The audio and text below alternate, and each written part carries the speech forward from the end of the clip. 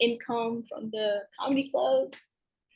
Um, once you get started as a comic, you are considered an opener or a feature. So your work really depends on the headliner, the main guy, because he gets to pick who he wants to open for. And I was Ricky Smiley's opener for a number of years.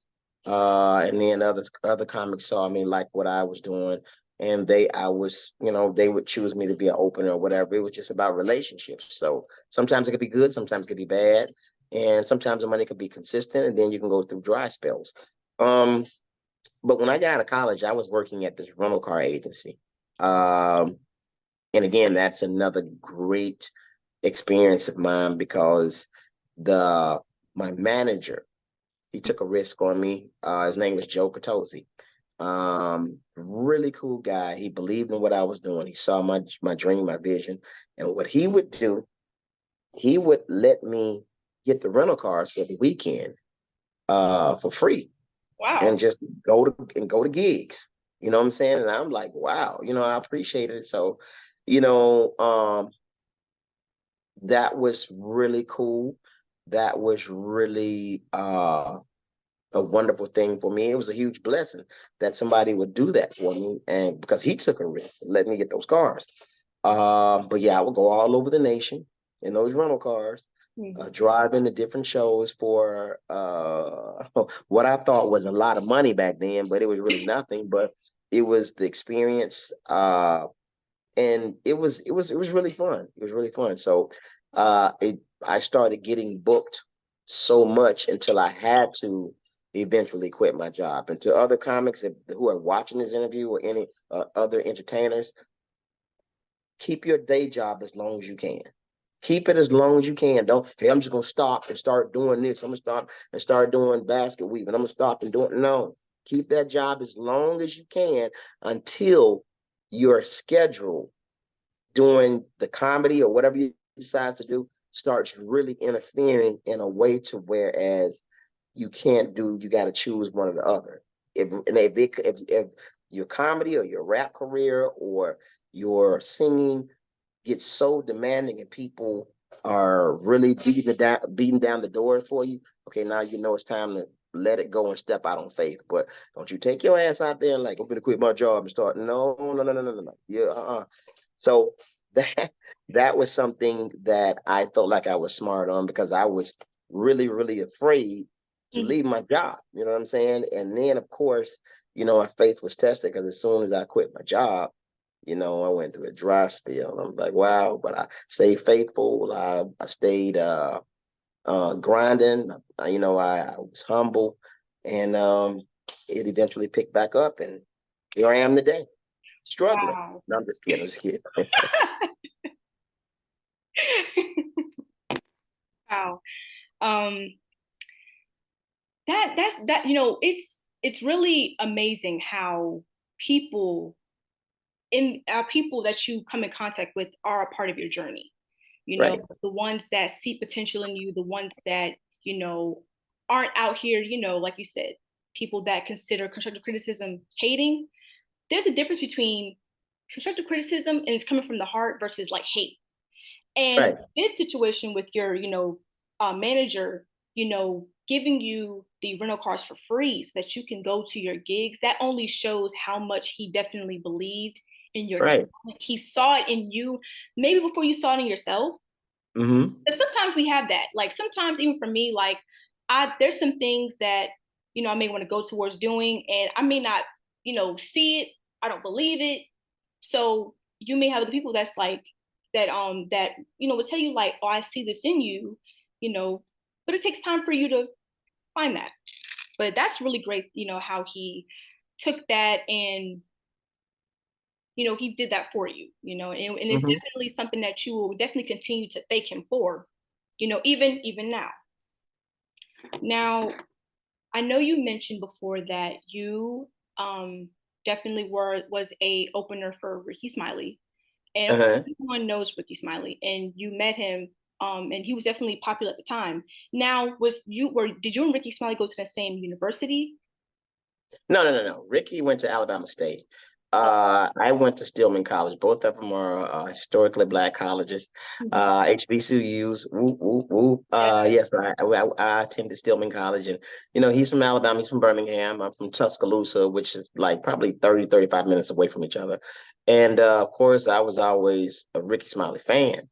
And like I said, I finally got a chance to meet him. He saw me, and the rest is history. That's how that So it was. It like a when you met him, was it more of like a, y'all saw each other at like a college party or like a Q like party or something, and you said, "Hey, like I no, like you, man." no. I would go to comedy clubs just to see him in other comics because I had after I saw Sherman Golden, I was like, man, I really want to do this. Let me go check this comedy show out. Let me go check this comedy show out, that comedy. So I was going in, and that's when I saw him, and I spoke with him, and he saw me around trying to do it or whatever. And then when he I think that one particular time when he saw me at Stillman, he was like, "Man, yeah, you got it. You ought to go. You ought to really start doing comedy." And so I ended up being his chauffeur, Hmm. uh, earning my keep. Him, Doug Williams, and like I said, Ray Ray, and we went all over the country doing it. I was a driver. I was flying the wheels. And like I said, that's just an experience I will always appreciate because it kept me grounded. I learned a lot from those brothers, and through that, I do the same thing with a lot of up and coming comics. Sometimes it works, sometimes it doesn't, because again, we are living in a different era where people feel like they're entitled, and me, I'm one of those people that believe in hard work and discipline, Hmm. and sometimes it works, sometimes it doesn't. But I'm doing I'm kind of blessing people with what I was blessed with, the opportunity. And like I said, it's fun, it's interesting, and we grow and we move on. Amen to that. That most definitely, we grow and we move on. Now, I do want to, get a little bit, personal, not too personal, just a little personal. Listen, this is your interview. Whatever you ask me. I'm just be prepared for the answer. Okay. How about that? Hey, I like that answer. I like that. And now, through your personal, No, I'm just kidding. I'm just kidding. Go ahead. I say, oh my God, what did I say? Well, I do want to ask though, through your personal journey, as a comedian, I do want to, mention the homelessness that you experienced. Um, how does your personal journey through homelessness underscore the importance of caution and in the building of maintaining relationships within the competitive and often volatile environment of the entertainment industry? What you're asking me is how the hell did I end up homeless? Is that what you're asking me?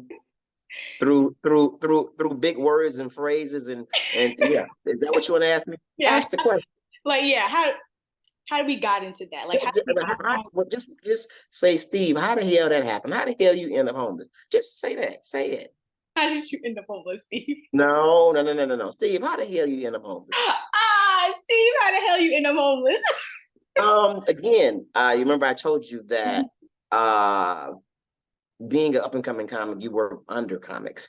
They hire you, they fire you, they do all this. Well, one of the particular comics that I work with, we had a long standing relationship.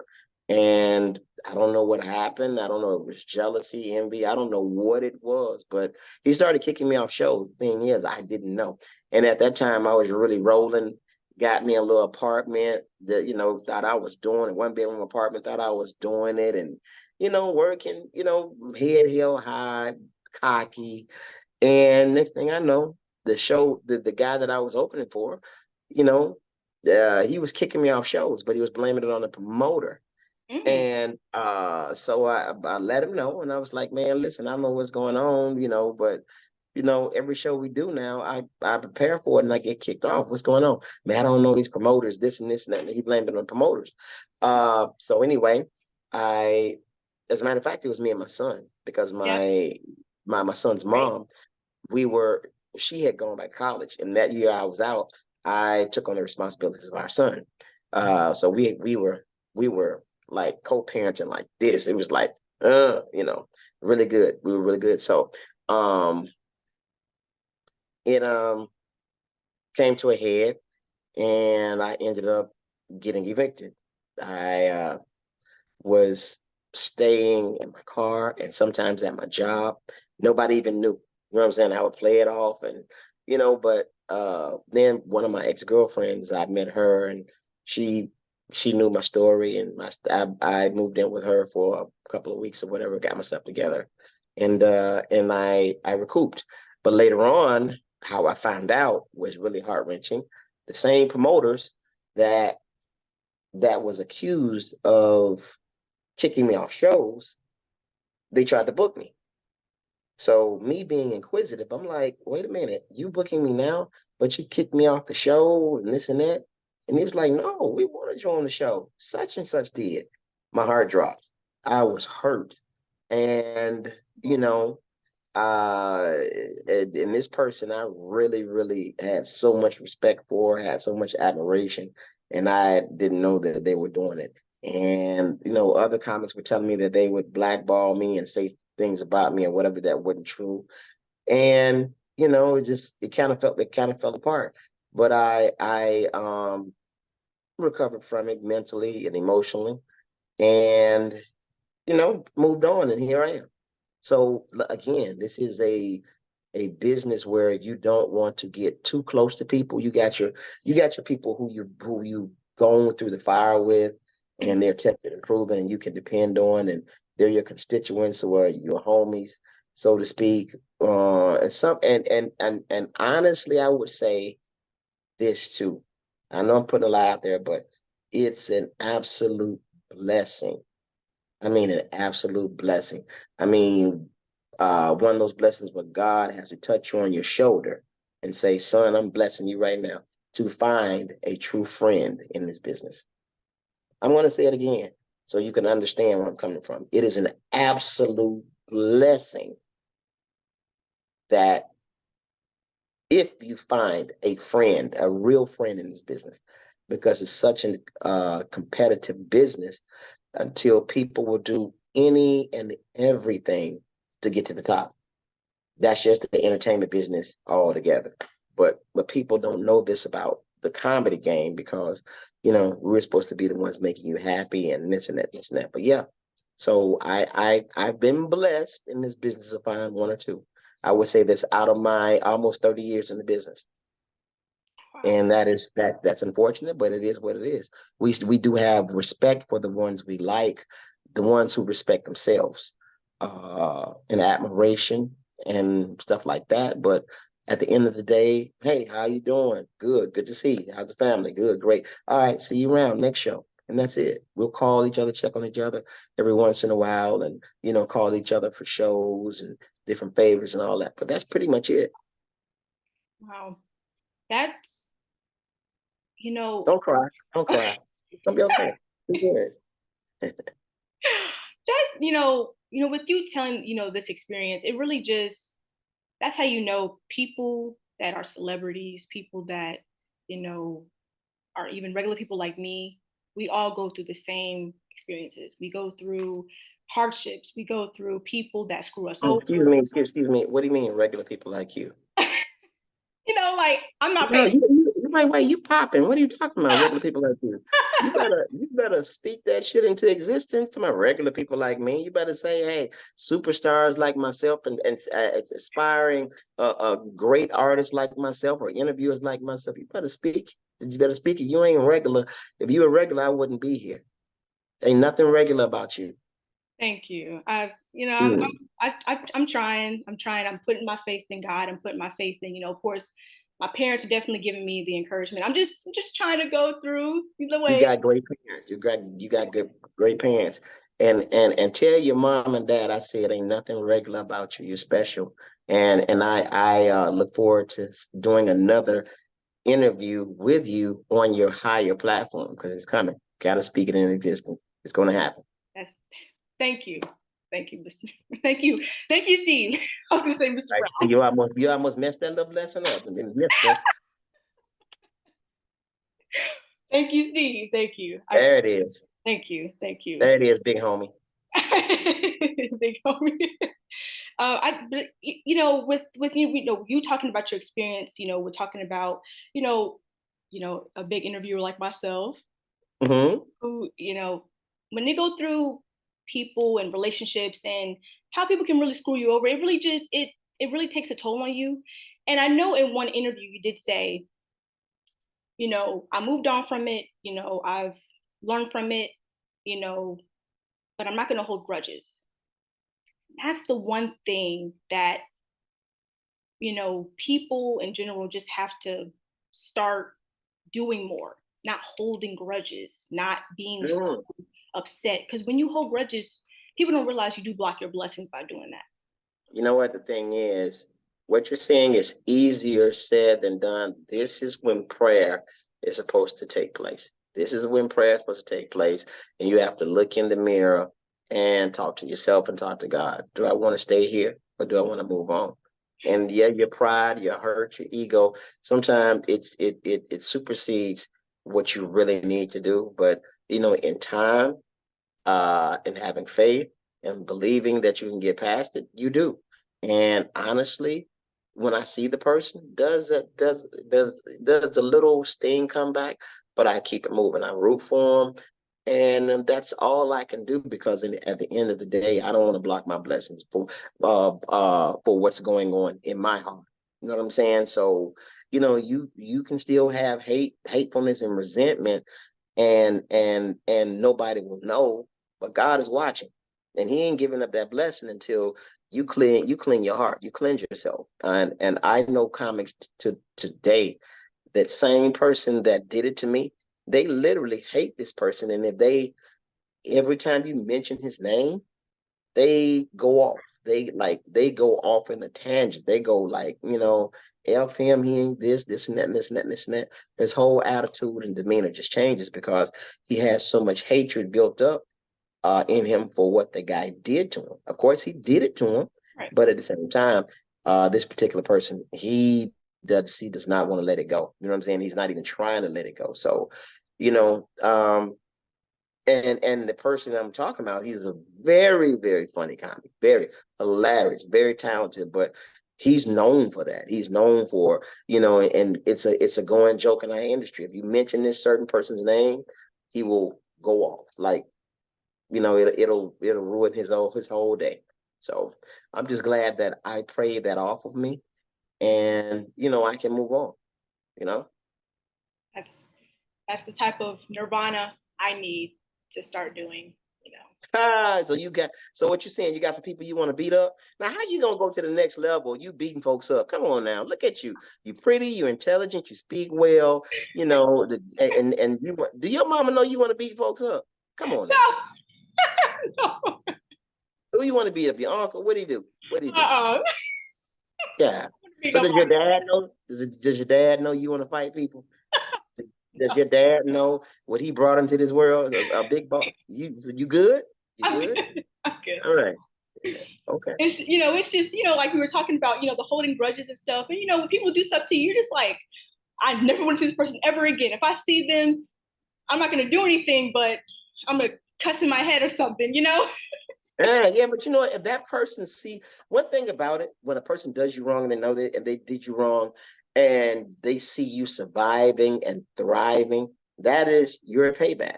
You don't have to, oh, look at me now. You thought you had me. Just live life, believe, trust in God, continue to do what you're doing. And no matter what, always be happy. Always be happy, even if you're not happy. Fake it. Don't ever let them see, man, this person did this to me. No, I'm good, brother. I mean, even when I'm not, I'm good. Because one thing about it, I am a genuine person. I'm a caring person. I'm a loving person. And to be honest, I didn't lose you. You lost me. And that's the whole situation. I'm dope. God made me a wonderful person. I mean, I'm a happy person. I'm a loving person. I may not have all the riches you have, but I have peace. I have respect. I have gratitude. I have all those dope qualities, things that you don't have. You got the money. Yeah, the money is great, but look what I have. I have peace. And that's the big thing. I know in this day and time, people would take money over peace any day. But at my age, I'm only thing I'm chasing right now is peace, health, and generational wealth. That's it. And you can't ask for much more. I'm good, you know? Yes, I honestly love that. I love this. I love your different perspective on life. You know, a different Yeah. outlook. Because you're right, the world, money makes the world go round. You know, as we all know, money over morals. Hmm. So, you know, any All day, day. all day, money over morals. But people don't think, you know, what about morals over money? You know, but of course we need money to, you know, live, obviously, Right. but we can still make good money and have morals too. Right. That's I almost mean, be where that's what the right. disconnect is. That makes sometimes it's morals on money. Steal the money, but be nice about Correct, correct. Now, it. I do want to, you know, get into something. I did want to ask about, you know, the Here we go. I do want to ask about your 2018 on stage attack that you experienced. Now, Oh, how did that impact your career, and what lessons can be learned and take a glance about the safety protocols, you know, for comedians like, you know, performers like you know, in the entertainment industry? Because I know I did see some things where, there wasn't really a lot of safety precaution, you know, especially for you and the audience, you know. uh, oh, okay. So when did you hear about the attack? Let me ask you that. When did you hear? Now, it was more of I saw it on Reddit because I'm not too social. I'm not like a big social media type of girl, but Right. I do look at Facebook, Uh-huh. Reddit, and I did when I was doing my research on you, I did see where you were attacked on stage while doing a performance, and it was because of a man that was in the audience, an audience member that was he was physically assaulting the woman he was with or his wife, and I know that Uh-huh. you called it out, which you're definitely supposed to do, and that's when he took it upon himself to come on stage and attack you, and All right. So that's part of the story. okay. And I get asked this all the time. How did it affect my career? Well, the club tried to blackball me through other clubs. It didn't work. Um, Hmm. this guy that you're speaking of, his name is Marvin Totley. Oh, Marvin Totley. Marvin is a friend of mine. Wow. He's a friend of mine. We just spoke probably two weeks ago, as a matter of fact. 2 weeks ago. Yeah, he was in a accident, and I saw it on Instagram, and I called and checked on him. Wow. Marvin's a really good dude, really good dude. Um, the situation was Marvin had just gotten out of prison, and he was going through some things. I think he was drinking, he was on something, and the truth of the matter is he shouldn't have been there. He shouldn't have been there. Uh, there was no security at the club except for one old man, uh, which is terrible. Um, in this particular club, when they had, uh, like, let's say, Caucasian guests, the club is secured from top to bottom. Right. When black artists come, it's like it's a free for all. It's like that's just what it is. Um, anyway, that night I was on stage doing my thing. We were having a good time. Marvin was like in the third row, enjoying himself. I mean, really engaged. But Marvin again was high, inebriated. I don't know what you want to call it. Well, something happened with Marvin, which had nothing to do with me. Mm-hmm. Okay. And Marvin just kind of just stood up and just started staring into space. I don't know if it had something to do with him being institutionalized or what, but something didn't sit right with him. And I think his girl got up to check on him. And from there, it all began. But it was like he was just attacking everybody, just, I mean, everybody, and then of course, men were trying to jump to the defense of their females, and it turned into like an all-out ruckus, you know. And within, I think during that moment, while all this was going on, he made eye contact with me. I was like, man, don't you bring your ass up here. And he came. A lot of people don't know this, but I work out, I box, I do it all, you know, to try to uh, keep him looking 56. Um, and you know, of course, I've learned a 27. few things. He said 27, y'all. Yeah, yeah, yeah. So he came on stage, and what was crazy, the guy, the MC of the night, he was like, "Man, we got him. Don't worry about it. Security gonna handle it." And I look out in the audience, security knocked out. This old man, I knew he was done because he had on a pair of Stacey Adams. One of them was off. He knocked the man's shoe off, so Oh. he was done. Okay, so as soon as Marvin gets on stage, the guy that tells me everything is great, everything is secure, he throws up his hands like this and leaves me up there with him. And so Marvin is in and just trying to do what he can to hit me. And I wouldn't let him hit me. Of course, I stayed in front of him. I think that made him even more aggravated. You know what I'm saying? Because I didn't turn and run. I just kind of stayed. I slipped. In boxing, they call it slipping when you just like kind of, you know, and ducking and whatever. Um, and he got frustrated, so he picked up a mic stand, threw it at me. The base of the mic hit the wall. I think some lady got hurt. I don't know what happened. Then he picked up a bar stool and then threw it at me. I think that kind of got me on the hip. And as soon as he hit me, he just snapped out of it and walked off like nothing happened. Um, and it was really strange. But anyway, he ended up going back to jail. But his parents and his girlfriend came in the green room and we talked. They apologized. You know, I got the mom's number because she was really sincere. She was cool. And I was like, you know, I want to talk to him. I want to find out why he did what he did. So I finally got a chance to talk to him, and we talked.